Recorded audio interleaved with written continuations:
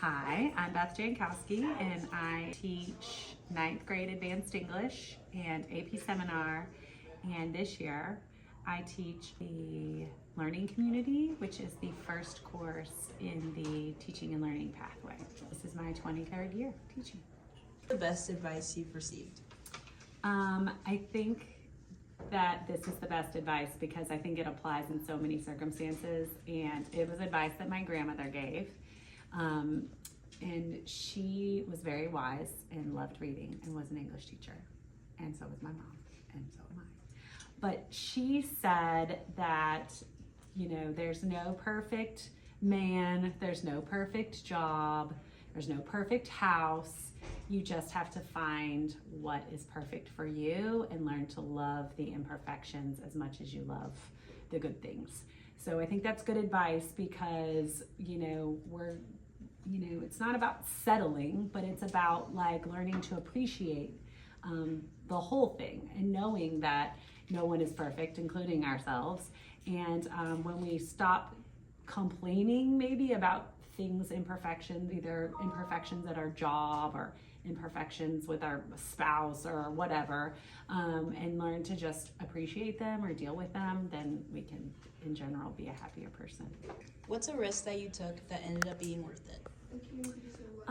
Okay, so I can think of a few things that might be considered risks, but I think the best way that I can think of answering this question is to say that, we learn something from all the decisions that we make, whether they're big risky ones or whether they're just maybe trying something new. I talked about how I did this women's retreat, and I really didn't want to go on it the first time, and my friend was like, come on, let's do it. And so that felt a little bit risky. It felt like coming out of a comfort zone, but it's been really rewarding and something I've been working on for 2 years now. But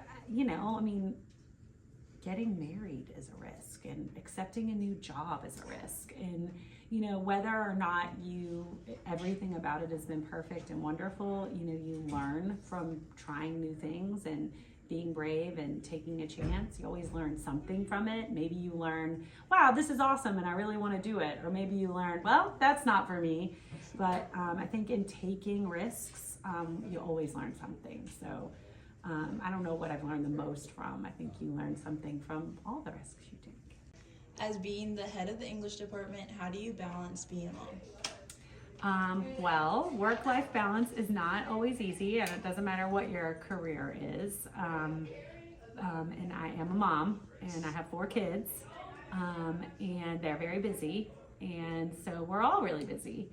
I try to be prepared and stay on top of grading, although sometimes I fail at that. I like to collaborate with my awesome, wonderful PLC, and they help me to keep my plans together and keep me on track with English. And then Ms. Smith and I collaborate a lot on seminar.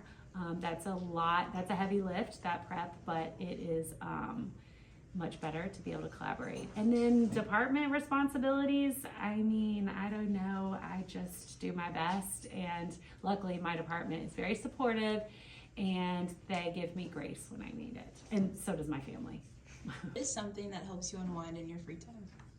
In all of my free time, I mostly, if I'm not driving my kids around or doing schoolwork, I'm in a book club, which I founded in 3 years ago.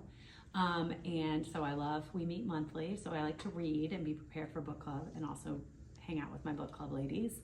I'm in a rec volleyball league at church on Friday nights. That's fun. And that's with friends also. Go ahead.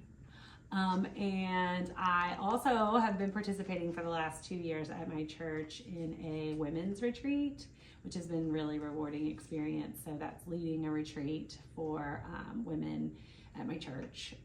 And so that's been really great. And I like to walk and exercise.